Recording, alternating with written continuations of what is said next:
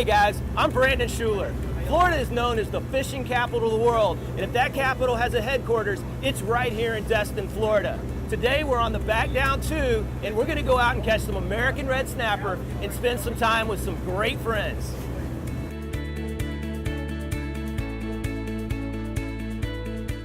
Fishing in Destin is awesome. Every type of fish you want to catch out of Destin you can do. Billfish, inshore fishing, bottom fishing.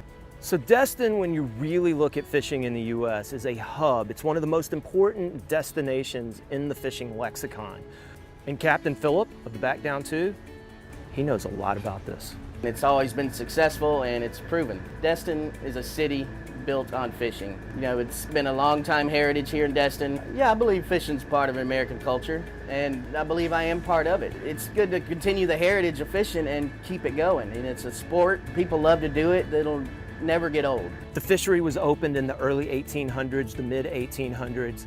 It's home to one of the, if not the oldest and largest recreational fleets in the world.